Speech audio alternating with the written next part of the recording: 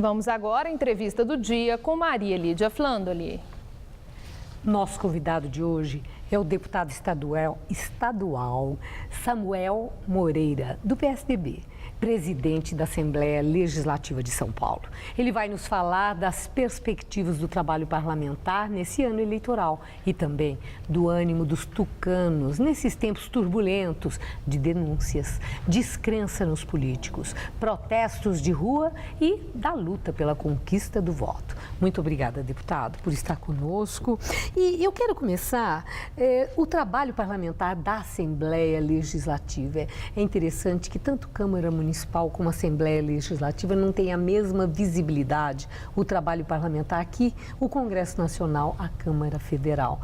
O que é que o senhor destaca de 2013 como sendo o marco do trabalho parlamentar de São Paulo? Olha, nós procuramos trabalhar, boa noite Maria Lídia, boa noite ao telespectador, nós procuramos trabalhar em sintonia com as demandas da população. Então, na área da segurança, nós fizemos um trabalho na Assembleia e alguns projetos importantes, como a luta contra o desmanche, uma legislação que agora regra a questão dos desmanches, para diminuir o latrocínio, para preservar vidas, para acabar com a venda de peças de carros usados em qualquer lugar, sem ter origem. Também na área da segurança, um projeto que foi aprovado recentemente contra roubos de cargas, para que os produtos tenham origem, que possam ser acompanhados os produtos de roubos de cargas. Nessa área, mobilidade também, vários financiamentos para Rodoanel, vários financiamentos para metrô, para duplicação da Tamoios, para o túnel de Santos Guarujá, que deve começar em breve. Enfim, nessa área, agora, as perspectivas para 2014. Mas eu tenho uma pergunta ainda, do ano passado, chamou muita atenção aquele projeto que propunha a limitação do trabalho do Ministério Público. Aquele projeto... No que deu aquilo que causou assim, uma impressão muito ruim, porque havia todo um combate contra a PEC 37 lá no Congresso Nacional e São Paulo estava tendo uma tramitação de algo semelhante, mais local. No que deu? É uma proposta de emenda constitucional que não foi aprovada. Ela, de fato, ao nosso ver, limitava o trabalho do Ministério Público. E nós devemos fortalecer as instituições nas suas atribuições. Então, ela não foi aprovada e não será pautada. Bom, olhando para 2014, agora, qual é o desafio da Assembleia Legislativa? Ainda nessa linha de segurança, de saúde e de mobilidade. Segurança tem um projeto agora que dá aos policiais um bônus, uma gratificação pelo desempenho. Tem que diminuir os índices de mortalidade de crimes naquele distrito. E aí o policial recebe um bônus. Nós estamos estudando o projeto, devemos aprovar o mais breve possível. Mais financiamentos, metrô, principalmente metrô, aprovando esses projetos na área de mobilidade e na saúde também.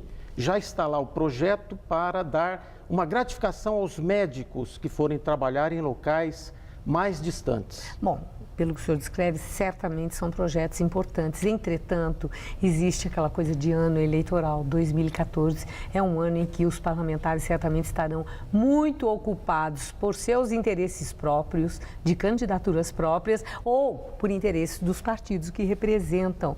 Acredita que nesse ano vai dar para honrar, vamos dizer, essa expectativa que foi gerada anunciando que esses são desafios? Olha, de qualquer forma, é um ano importante para a democracia brasileira. Bom, não há a menor Nós vamos eleger deputados, governador, senador, presidente da República. É muito importante.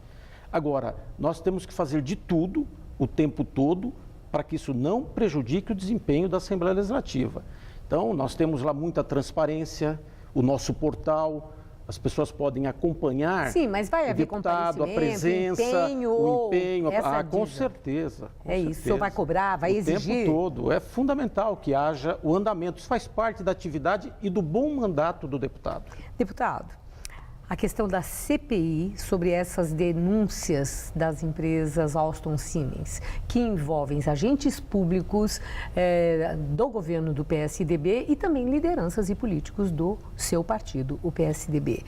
O líder do PT esteve aqui no Jornal da Gazeta, da bancada do PT, o deputado Luiz Cláudio Marculino, e ele falou que só não consegue as assinaturas dos parlamentares do PSDB. Vocês são contra essa CPI? Muito primeiro lugar, nós somos a favor de toda investigação. É importante que haja a apuração. Esta CPI. Nesse caso, está sendo apurado pela Assembleia, e aí a maioria dos deputados, grande maioria, não é nenhuma questão de pequena maioria, porque a minoria pode apresentar um requerimento de CPI. 32 deputados apresentam, são 94, um terço poderia apresentar, ou seja, a minoria poderia apresentar e não apresentou. Não tem um requerimento pedindo a CPI. Por quê? Porque houve uma opção da grande maioria que a investigação se desse na Comissão de Transportes. Mas e essa lista então, que já tem as 28 assinaturas? Não, tem 28, mas não tem 32. Sim, mas as 4 que faltam. O PSDB não assina. Por quê? Não, primeiro porque há uma investigação em curso dentro da Comissão de Transportes. Tem o Ministério Público Federal, tem o Ministério Público Estadual, Polícia Federal, enfim. Nós achamos que nesse momento a CPI só daria campo para um palanque eleitoral em função até do momento eleitoral que nós estamos vivendo. Mas isso não é contraproducente para o próprio partido, para aqueles que são candidatos, por passar uma impressão que no PSDB se tem medo do que uma CPI possa levantar? Não há medo qualquer. E também, de passar essa impressão? Não há essa impressão e há também toda a apuração sendo feita. Para você ter uma ideia, Maria Lídia, o telespectador, a Comissão de Transportes da Assembleia Legislativa já convocou, o presidente do metrô já esteve lá, o presidente da CPTM já esteve lá, o secretário de Transportes já esteve lá e está continuando o trabalho. Nada impede que se abra uma CPI, não é uma prerrogativa do presidente, dos deputados. Sim. Tem que ter as 32 assinaturas, que é um terço. Enquanto não tiver, não se abre. E nós acreditamos que isso deva ser apurado. Se eu puder, porque o Estado, o governo do Estado, ele é vítima. Se houve cartel, ele é vítima. Houve um cartel de empresas privadas para burlar licitações do governo do Estado. Isso é grave, tem que se apurar. Se isso ocorreu, o Estado é vítima, tem que se devolver o dinheiro e punir as empresas. Então, há uma apuração e nós aguardamos essa apuração e acompanhamos pela Assembleia e a desenvolvemos na Comissão de Transportes. Agora, um outro assunto, ano eleitoral. O governador Geraldo Alckmin está muito bem colocado nas pesquisas. O senhor acredita que ele vai conseguir ganhar no primeiro turno ou teremos 2 turnos? Pelo que o senhor vê, pelos adversários que ele tem, SCAF que tem, a força da Fiesp com ele, Padilha que tem a força do presidente Lula e da caneta da presidente Dilma. Como é que o senhor vê? Olha, eu ainda acho cedo para ter essa... É muito cedo, a eleição é muito dinâmica. Nós temos um quadro de muita pulverização partidária, de muitos candidatos. Eu acredito que o governador Geraldo hoje é favoritíssimo, está na frente, hoje ganharia no primeiro turno, mas nós precisamos continuar fazendo um trabalho, porque o principal cabo eleitoral de um governante é o resultado do seu governo. Então, o governador está trabalhando, não está preocupado com a eleição. Então, continuar trabalhando, realizando, melhorando os indicadores, e aí continua favorito, com a possibilidade de se ganhar no primeiro turno. Rapidíssimo. Para encerrar, o senhor vai ser candidato esse ano?